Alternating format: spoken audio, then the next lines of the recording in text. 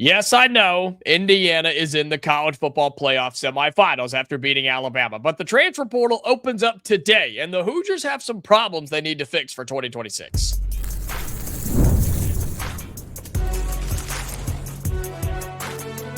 You are Locked On College Crossover, part of the Locked On Podcast Network.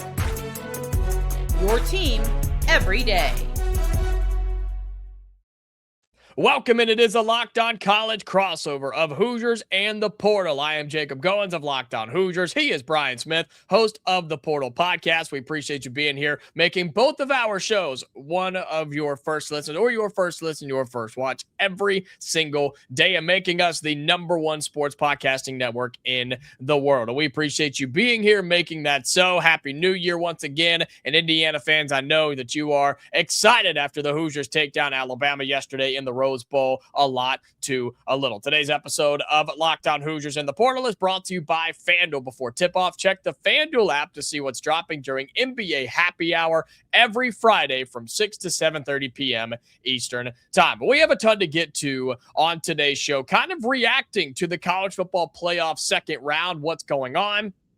Of course, the matchup with Indiana and Oregon, the Hoosiers and the Ducks in a rematch, plus the transfer portal opens up today. Our guy Brian is going to help us out a little bit, just telling us what to expect, kind of the new rules, the new calendar, just the one window, right? We're going to kind of break that down and go back to school a little bit with him. But speaking of the portal, Brian, Indiana is in that unique position. They're one of four teams now that truly has to deal with this. The idea that they're preparing for yet another college football playoff game, and they're also having to deal with the transfer portal opening up today. This sounds worse than it probably is, but the back office staffs now are so big. There are certain people, literally, it's their job to follow the portal. And I mean that in a literal sense. For people that don't know, I don't talk about like one or two either. Multiple people, plus your assistants are well aware, obviously SIG, etc. for specific players. When an elite player gets in the portal, like Marsh from Michigan State, you're going to get a different kind of notification. You know what I mean? Like that's, automatic offer and all that kind of stuff. Hoover, who they're expected to get, the kid from TCU, the quarterback. There are those situations. But the back office staff is more about the D2, the FCS kids, because that's honestly where Indiana's made their money is G6 and FCS. I mean, they're the best at it, and they've got people working on it. Where it is different this year is Indiana didn't just make the playoff, they're advancing. Yeah. So it's going to be open for a while before they play again. Some people are probably wondering, it really won't matter that much, but Indiana's players will be able, if they go deep, to get in the portal. They got like 5-day window, 10-day window, whatever it is after, if they want to leave, etc. And they'll also have plenty of time to pick people up because the portal is the 2nd through the 16th, but that's just to get in. It is not, repeat, it is not for you to get in the portal and also select a school. That goes on for quite a while. So Indiana will be fine in that regard. Yeah, and look, I know people, fans especially, they think that it's crazy to worry about next season when you're trying to win a national title right now. And I understand that it comes off as not appreciating where you are and not being where your feet are and things like that. I totally understand. But, man, college football is a long-term business. Nothing is guaranteed. Winning the next game this season is not guaranteed. And so Indiana, right, Indiana has to worry about this, yes, but you've got to worry about 2026 because you're losing a lot of key guys, whether it be from eligibility, the NFL draft, and believe it or not, some guys are going to transfer out. That is how that works. And so I don't want fans to be upset by this idea that we're talking about next year's team with the transfer portal opening today because Indiana has several positions that they need to go and fill. And I want to start on the offensive side of the football because I think that's the one that sticks out more to me. You're going to have to go get a quarterback because Fernando Mendoza, as much as I'm trying to speak it into existence, he is going to leave and go to the NFL draft. You also are losing your top two running backs in Roman Hemby and Kalon Black due to eligibility. You have Lee Beebe Jr., who transferred in this year from UAB. He got hurt. And then the freshman Kobe Martin, so you need another body at least there. Plus, in your receiver room, you're losing guys like Elijah Sarratt, Omar Cooper could come back. Charlie Becker could come back, right? You have some of those guys. Noah Kowski, believe he can come back, if I saw that correctly. Bond and some of those guys, but you need to go get another dude at the receiver spot. And then you're losing a couple of offensive linemen, but you could bring them back. And you're hearing the word could, right? That's such a big word here because we just don't know. But those are the positions for me, Brian, for Indiana that stick out on the offensive side that the Hoosiers got to go get some big names next year. I think they need a balance of it too. Obviously, getting a quarterback is always the main objective, but losing Coogan will be a massive thing because he's your center. Defensive tackle, you're probably going to need at least one dude, and that's going to be very pricey. And everybody's trying to get that guy, always looking for edge rushers. But my bigger concern in some ways, because Indiana's been so clutch with this, when they've needed big plays, their wide receivers get open. Yeah. Like, I know there's a lot of receivers in the portal, but replacing Sarratt or replacing Cooper or both, man, if it ends up being both, that is a lot. So they got to be very selective because you can only spend so much on the obvious guys. They still need to be able to go out and monopolize the game of we know and you don't, because they have hit on guys that everybody else passed on, like nobody's business. So how do they blend that? I don't know, because Indiana's got more cachet now. Obviously, they're going to get more attention, and that's great, but you can't just spend money to spend money. Certain schools have done that, and they still ended up 5-7, 6-6 all over the country. Look at Florida. They've got a roster that's full of guys, and they still stunk. So that's a great example. Billy Napier couldn't coach himself out of a wet paper sack, but he had a great roster, at least in theory. It was just disjointed because they couldn't coach it. So you have to find the right guys for you, and Sig's talked about that before. I think they need to get a few elite guys, but the key here is finding still some of those under-the-radar guys they don't have to pay seven figures. Then you can balance your roster, take a few guys that have multiple years of eligibility, not just a bunch of one-hit mercenaries. And if you can do that, you can have another run, because like Sarratt was a multi-year guy. Kind of worked out. Same thing with Aiden Fisher and several other players. If you know your background and you figure that out with your back office people and you evaluate the kids and interview them properly, you can make another run doing that. That's a lot to ask, but Indiana just had one of the greatest runs in transfer history in any sport. So there is pretty high expectations here. And I'll remind people too that Indiana is bringing in a top 25, top 30 high school recruiting class as well. We understand that takes time, and you can't expect all of those guys to be, instant impact players, but you can put them in and expect some snaps and reps and things from them and production down the road. But I also look at the linebacker spot. You're going to lose your Aiden Fisher, your All-American linebacker Aiden Fisher. That one hurts, but Isaiah Jones, Elijah Hardy, guys that you expect to come back on this team, but you feel like you need at least one or two more to have depth. Right. And that's what you and I have talked about a little bit, is that's the difference this year from last year, is that Indiana stronger in the trenches, sure, but you have depth at almost every position now. And that's where the portal comes in play too. So don't yell, Indiana fans. It's okay. The Hoosiers can still prepare for Oregon in the national semifinal, but you still have to worry about the transfer portal that opened up today. And if you're still confused, if you're still wondering what the heck is going on, don't worry. You're probably not alone. We'll talk about the portal coming up next and what it is in terms of 2026, because it seems like it changes every year. That's because it has. We'll talk about that coming up next on this Locked On Crossover.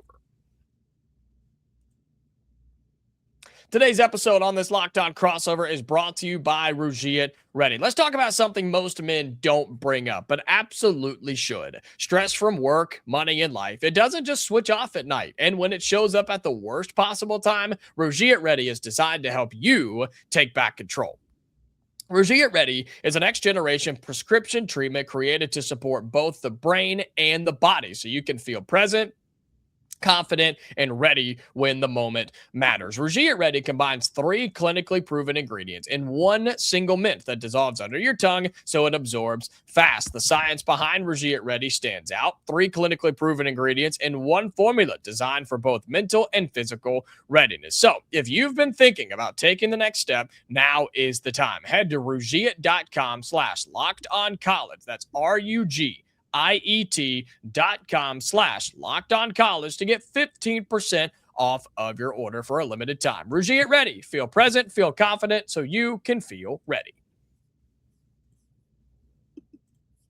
Welcome back into this Locked On crossover of Hoosiers and the Portal. He is Brian Smith, host of the Portal podcast. I'm Jacob Goins of Locked On Hoosiers. We appreciate you being here. And again, making this your go-to spot for anything Portal, NIL, recruiting. He's your guy. Brian is. I'm your man for all things Indiana athletics. And let's talk about the Portal for a little bit, Brian. One of your favorite topics, of course, because today's the day. It's the one we've been waiting for about the transfer portal on January 2nd, if people are watching or listening after our shows come out. But January 2nd to January 16th. Gone are the days, at least for now, of two separate portal windows right after the season and after the spring. And you got to worry about guys leaving once or leaving twice and double or triple dipping and all these different things.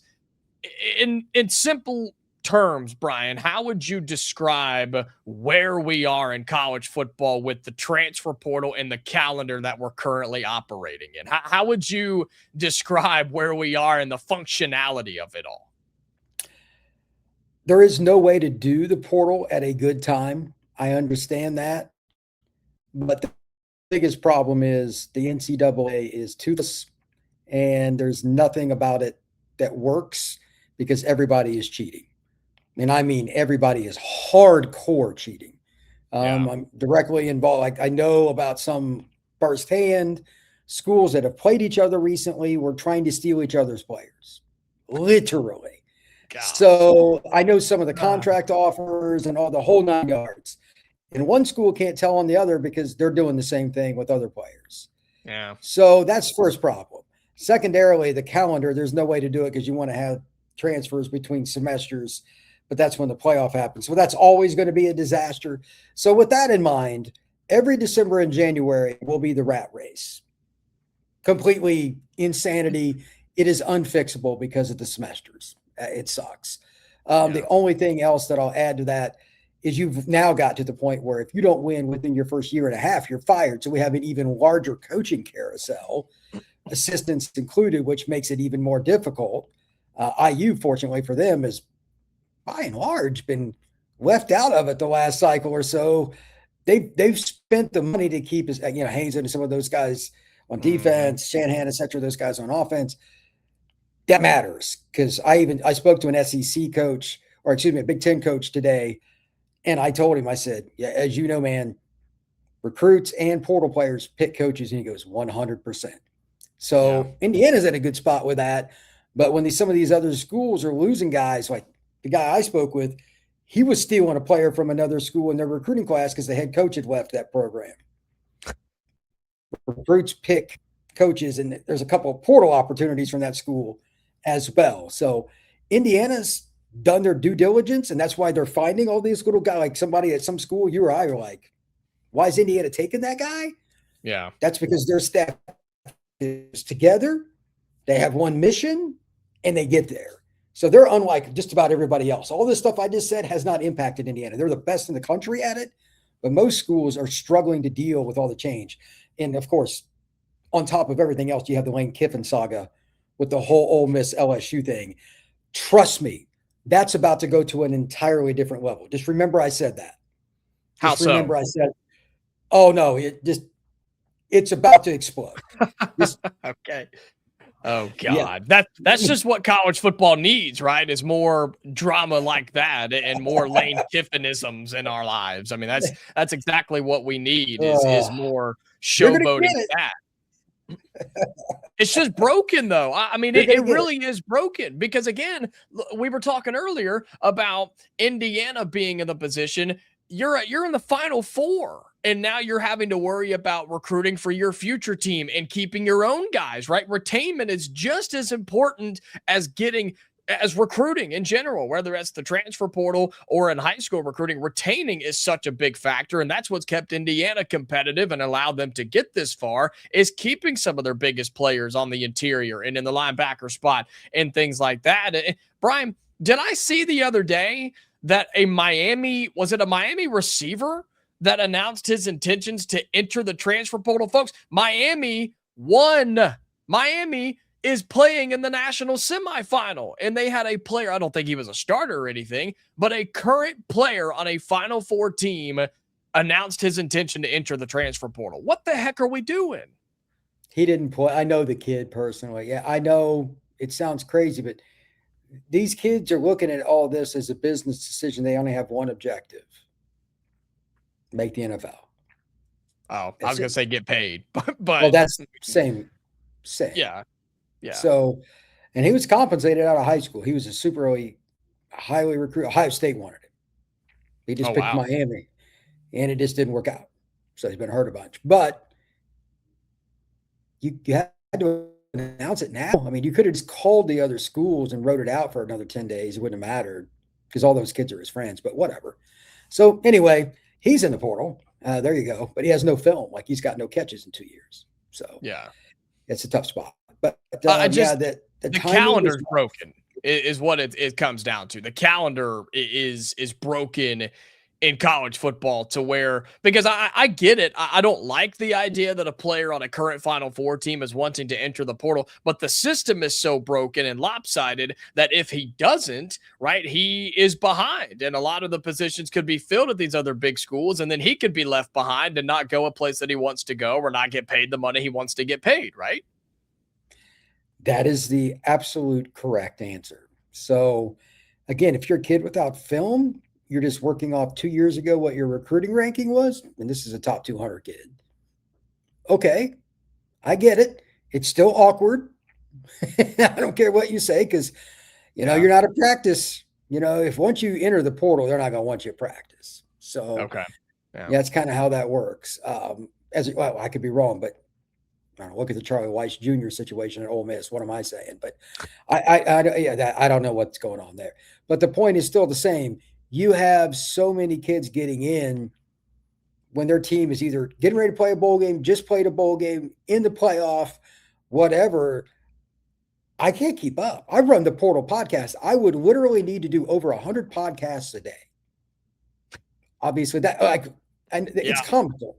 I don't even try to do it. I'm just going to do one big podcast a week and just go down the list and just general thoughts with a few stats, because there are over 3,000 guys in the portal. Not 100, not like 300, 3,000, over 3,000.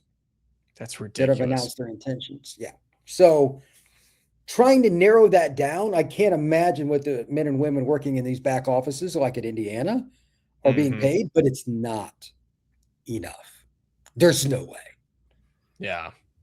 So I don't have a solution for it because of the semester break thing. I don't know how you could possibly fix it, but it is awful. I can imagine being the frustrated head coach all the time because you're literally never off the clock in December or January. Not one day.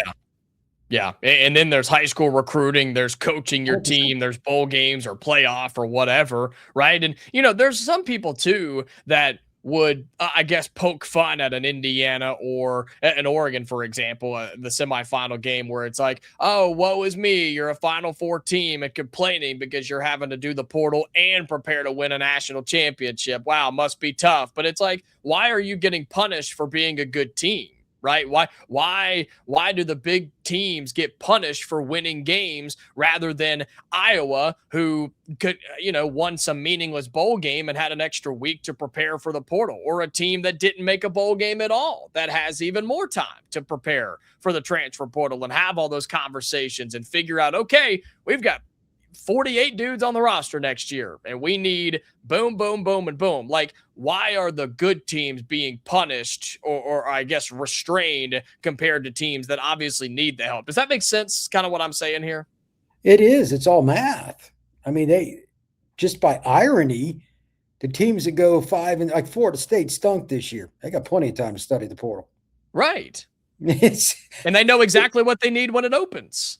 Yeah, it's easier. It is, but at the same time, that staff is also on the hottest of hot seats. They got to attack the portal differently with some one-hit wonders just to survive another year. They're in an end of a cycle. But that's just me talking as a guy that runs the Locked On Seminoles podcast. And Orlando knows I go down that train track a lot because it's an ugly ending at the end of that train track. It's a crash. Yeah. But Yeah, most of these schools do have an edge. The only thing I'll say about Indiana or Oregon, or, Georgia, schools like that, you're able to sell in a shorter amount of time when you say, man, we're going deep in the playoff because we're good. Come join us. We're going to do this again next year. That's a pretty darn strong pitch. That's the one thing because go ahead, go to Florida State. They've been recruiting you longer. But you know why? Because they sucked last year. That's exactly what I would say if I was at one of those other schools. Straight up. Any school that's 5-7, 6-6, we can't quite do as much right now because we're busy going to the college football finals or whatever. If that doesn't interest that kid, do you want him on your roster? That's a good point. So, not to mention getting guys to the league too. Oh, 100%. Can you imagine how many guys they're going to put in the league over the next few years? So, like Indiana's, not that they didn't put guys in the league before, but it would be like one guy, two guys a year. Now we're talking about 5+. That changes the perception of your program, and you're going to have a top 5 pick in Fernando Mendoza. That really changes the perception. Sarratt's going to make a roster. I assume Cooper, he's going to leave. I don't know. Maybe he won't. That's a possibility. That's an interesting debate. Those are positions where it's exciting. It's going to get a lot of love. Fisher's a middle linebacker that's been up for a while. They should do well based on those, winning awards, constantly being in the media. All that's going to help you with the portal. And the other thing, not to just pile on for Indiana or anybody else, something else on the calendar, everybody does a junior day the last week of January, the first week of February. Yeah. God, there's so much. The weekend that you should be going to the national title, if Indiana makes it, is normally a junior day. So then you have to move that around. You got to change it. You have to change it. Yeah. Well, if you haven't figured out, folks, the calendar is broken and the system is broken, but there's no problem is there's no one way to fix it. That's the issue. And they're not all going to agree on one way and one formula, right? And the problem is the governing body in charge can't do anything about it either. But the portal's open. It's a free for all. And good news is nobody's had any early conversations. And so the phones are ringing for the first time on January 2nd and everything will be just fine. And your Indiana Hoosiers will be active in the portal and have to make some big replacements for 2026. But we are able to still talk about games that are happening right now in this current college football season because Indiana prepares to play Oregon. We'll talk about that plus some of the other games that have been happening around the college football playoff right after this on this Locked On Crossover. Today's Locked On Crossover is brought to you by FanDuel. Fridays already feel different during basketball season, and FanDuel is making them even better. Every Friday night before the games tip off, FanDuel gives fans a new way to kick off the weekend with NBA Happy Hour. NBA Happy Hour is your official pregame, a limited time window where special offers drop right inside the FanDuel app before the action begins. Fridays from 6 to 7:30 Eastern Time have become appointment viewing with NBA Happy Hour. Opening the FanDuel app during Happy Hour always brings something new, like boosts, bonuses, and surprises. And the timing is literally perfect. Right before the games, right before the weekend starts, you're getting home, you're kicking off your shoes, right? Maybe you've showered, changed some clothes, you've got some dinner, and you're sitting down to watch the NBA. Go ahead and open up that FanDuel app, and you're going to be ready to go. So before tip-off, check the FanDuel app and see what's dropping during NBA Happy Hour every Friday from 6 to 7:30 p.m. Eastern Time. A little basketball, a little action, and a whole lot of Friday energy. That's NBA Happy Hour, only on FanDuel, the official sportsbook partner of the NBA. All right, final segment on this Locked On crossover of Hoosiers and the Portal. Again, he is Brian Smith, host of the Portal podcast. I'm Jacob Goins, host of Locked On Hoosiers. And as much fun and the craziness of the transfer portal is, we do still have football to talk about, Brian. And that includes Indiana, who is still dancing, is still playing after their win over Alabama in the Rose Bowl. And not just a win, my friend, a dominating victory. We talked about it on our live show on Locked On Hoosiers on the YouTube channel. If you missed it, go and check that out. But now that we've had a little bit of time to sit on this and you look at that game compared to the other results that we've seen so far, I mean, this is one of the more dominating victories we've seen in the college football playoff history, right? I mean, a 35-point beatdown against the Crimson Tide in the Rose Bowl. Talk to me, my man. Yeah, I'm looking at some of the stats. Stat Broadcast had Indiana holding Bama to 193 yards, 1.4 yards per carry. I mean, just throttled them. And like Simpson wasn't like bad in terms of, he just didn't have anywhere to go in terms of yardage. Anything down the field, which they were good at, they took it away. They out-coached them, they out-executed them. And like Bama's secondary is really good. It legitimately is. But Mendoza was 14-16. That is beyond that. Yeah. That is insane. Those are numbers that are borderline like you would see from like a Navy or Army quarterback in terms of attempts. A little more, but not much. And he only threw for 192 yards, but they were so efficient. On third down, they were 9 out of 14. Nobody ever goes 9 out of 14 against Alabama. Nobody does that against mid-level SEC defenses. Alabama's D is legit. They got several NFL guys. Indiana averaged 6.2 yards per play. Bama just 3.9. Bama was 3 for 11 on third down. Like they didn't even try to go for it on 4th and 1. Remember that play in the first half? Like every single big play was made by the Hoosiers. Like Bama literally didn't make a big play in the game. Their only one big play was the Ty Simpson run on a scramble, broken down play. That's when he got hit and fumbled the football. Turns out he fractured his ribs on that play, and Indiana was able to do something with it. You're right. I mean, Indiana, and this wasn't one of those situations, too, where Indiana just had Alabama's number. Crimson Tide just weren't ready for the storm. No, this was one team that was clearly better than the other. And Indiana showed that in all areas of the game. Couple of beautiful throws, right, from Fernando Mendoza. The one to Charlie Becker was unbelievable over the middle of the end zone, and he just peeked the football. I mean, that was unbelievable. Beautiful throw to Sarratt, too. You knew he was going to get his. Had a touchdown pass to Omar Cooper, I believe, as well, the 1-yarder down inside the red zone. And so while that game was fun, it was awesome, and Indiana prepares to play Oregon. We'll talk about that in a moment. I mean, some of the playoff games have been blowouts. Others have been pretty good. I mean, how about Miami taking down Ohio State and not just beating them by 10 on the scoreboard? I know it was closer than that. It felt like in the game itself, but Miami taking down Ohio State and the Oregon dominance over Texas Tech, I mean, sets up for a really, really good Peach Bowl in Atlanta. Yeah, this is going to be interesting because Oregon is one of those massive teams. It's from the tree of Saban and Kirby Smart, big D linemen. Yeah. They're not great at rushing the passer, but they know how to do enough to be disruptive, and their secondary's got some guys. Thieneman in the back. Yeah. And they got the young corner Finney, et cetera, that's going to be a 3-and-out guy. They're going to be good. My question is, like, and I know Tech is a really good defense. They do. They're legit. They couldn't run the ball at all. Indiana, I don't think, has as good a run defense as Tech, but it's not far from it. If they're that pedestrian running the ball, they're not beating Indiana. Mendoza will make enough plays, kind of like the last game.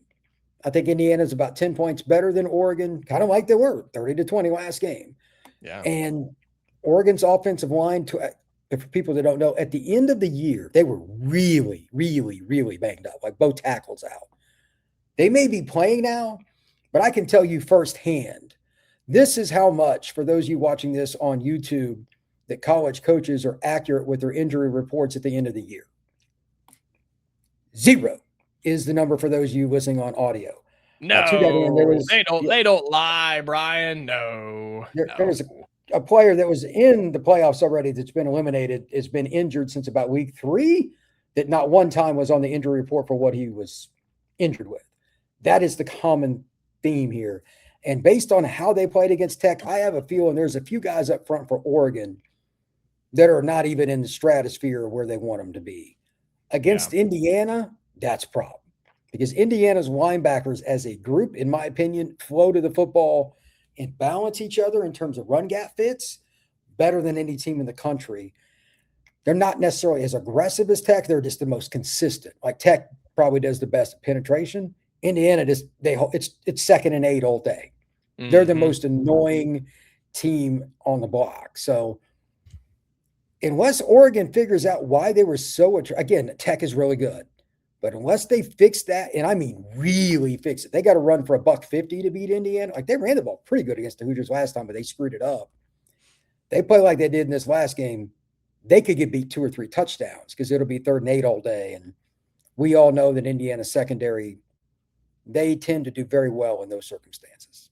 Oh, yeah. I mean, I called them an opportunistic defense going into the Alabama game. And while they don't believe they had a pick in that game, they did have the fumble recovery that was forced by Pons on the big hit. I'll leave you with this, right? Indiana getting to the quarterback defensively had 3 sacks against Alabama, right? They had 5 against Ohio State in the Big Ten championship game. But the game against Alabama is without Stephen Daly, who's out for the year, who was 3rd in the country in tackles for loss. Alabama, on the other hand, got to Fernando Mendoza 3 times. But correct me if I'm wrong, Brian, I believe 2 of those were on the opening drive. After that, he got sacked just 1 time.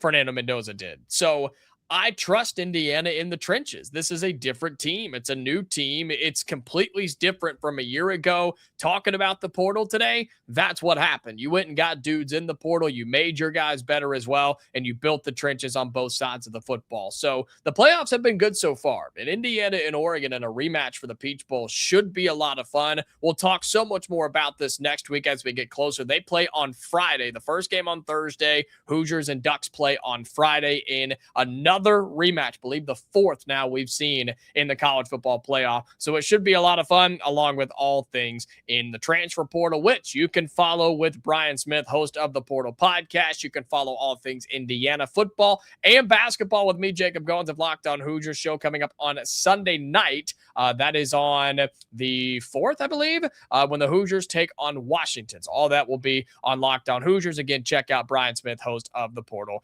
Podcast. We're back next time, fans. So until then, stay safe, and we will talk to you later.